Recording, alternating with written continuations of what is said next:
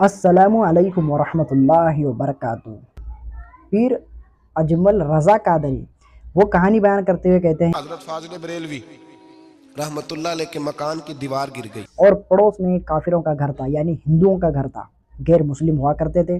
تو اعلیٰ حضرت کو اس بات کا خوف تھا کہیں غیر مسلم مجھے نقصان نہ پہنچائیں، تو پھر اعلیٰ حضرت اس بات سے ڈر کے اب مستری صاحب رات کو آئے، ان سے بات ہوئی تو منع کر دیا، کیونکہ اب میں کام کرنے والے لوگ نہیں لا سکتا، تو میں کل صبح ہی کام کروں گا۔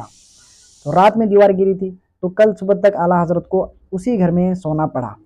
لیکن اعلیٰ حضرت جب صبح اٹھ کے آئے تو دیکھا ایک ہندو شخص جو ہے وہ سامنے ہی بیٹھا ہوا تھا، گھر کے سامنے۔ تو انہوں نے پوچھا، سب لوگوں کی توجہ ہو گئی، کہنے لگا مولانا میں کلمہ پڑھنے آیا ہوں، مجھے کلمہ پڑھا کے مسلمان کر دیں، میں کلمہ پڑھنے آیا ہوں۔ تو یہاں کیوں بیٹھا ہے؟ اس نے کہا کہ میں کلمہ پڑھنا چاہتا ہوں، میں مسلمان ہونا چاہتا ہوں۔ تو وہ اعلیٰ حضرت شوق ہو گئے، یار کیا ہو گیا بتاؤ تو صحیح۔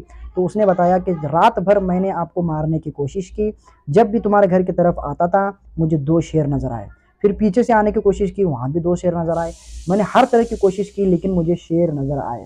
تو اس پر اعلیٰ حضرت نے ان سے فرمایا، کون ہے؟ تو کہنے لگے میں نے ساری زندگی رسول اللہ کی عظمت کا دفاع کیا ہے، ساری زندگی غوث اعظم کے نعرے لگائے ہیں، ابھی تو یہ مدد صرف غوث پاک جیلانی کی بھیجی ہوئی ہے، ابھی تو غوث اعظم کی بھیجی ہوئی مدد ہے، مولا علی ابھی پیچھے ہیں۔ یہ تو بس عبد القادر جیلانی یعنی غوث پاک کے 2 شیر تھے جو اعلیٰ حضرت کی حفاظت کرنے گھر کے باہر آئے ہوئے تھے، یعنی غوث پاک کے شیر اعلیٰ حضرت کی حفاظت کر سکتے ہیں، یعنی عبد القادر جیلانی سے بھی افضل ہیں اعلیٰ حضرت۔ یہ تو اس لیے کیونکہ انہوں نے رسول اللہ کو بیداری میں دیکھا ہے اعلیٰ حضرت نے، اور شیخ عبد القادر جیلانی نے صرف رسول اللہ سے مصافحہ کیا ہے۔ یہ فرق ہے، بیداری میں دیکھنا اور مصافحہ کرنے میں بہت فرق ہوتا ہے، کیونکہ بیداری میں دیکھنا افضلیت ہے۔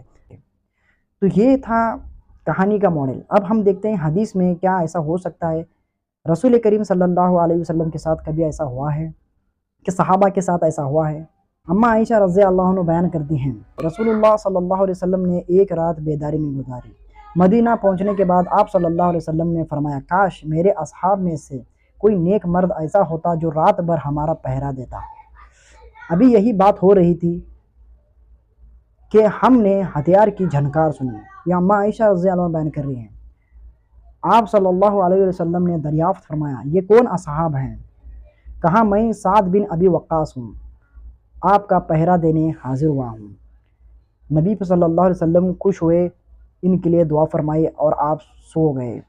جو بھی کفار تھے وہ رسول اللہ کے دشمن بن چکے تھے، ہر طرف سے رسول اللہ صلی اللہ علیہ وسلم کی جان کو خطرہ ہوا کرتا تھا۔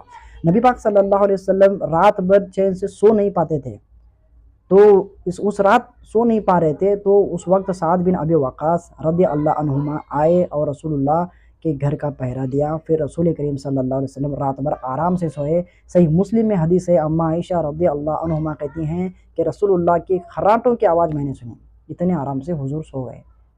لیکن یہاں پر اگر دیکھیں گے تو اللہ تعالیٰ نے کبھی شیر کو نہیں بھیجا، نہ کسی فرشتوں کو بھیجا جاؤ رسول اللہ کی حفاظت کے لیے پہرا دو، نہیں۔ فرشتے کس کا پہرا دیتے ہیں؟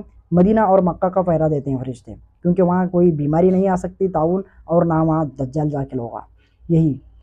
لیکن رسول اللہ صلی اللہ علیہ وسلم کا پہرا دینے سعد بن ابی وقاص آئے، جو سعد بن ابی وقاص کوئی چھوٹے صحابی نہیں، یہ وہ صحابی ہیں جن کو عاشرہ و مبشرہ کہتے ہیں۔ ان 10 صحابی میں ان کا نام بھی آتا ہے جو کہ کنفرم جنتی ہیں، دنیا میں ہوتے ہوئے رسول اللہ نے انہیں جنت کی بشارت دی ہے۔ تو وہ صحابی عظمت والے اور بڑے تھے۔ یہ کیسی کرامت بیان کرتے ہیں کہ رسول اللہ صلی اللہ علیہ وسلم کے پہرا دینے کے لیے صحابہ آتے تھے اور اعلیٰ حضرت کا پہرا دینے کے لیے شیر آتے تھے۔ ابھی تو مولا علی علیہ السلام کے شیر آنے باقی تھے، یہ بھی کہتے ہیں، یہ بھی اس کو بیان کرتے ہیں۔ تو یہ کہانیاں اور حدیث کا مقابلہ کبھی نہیں ہو سکتا، تو یہ جھوٹے ہیں، کذاب ہیں۔ اللہ تعالیٰ ان لوگوں کو بھی ہدایت دے، اللہ تعالیٰ ہم لوگوں کو ہدایت دے، نیک توفیق عطا فرمائے، فرقہ واریت کے آگ سے ہر مسلمان کو اللہ تعالیٰ بچائے، آمین۔ جزاک اللہ خیرہ۔ السلام علیکم ورحمۃ اللہ وبرکاتہ۔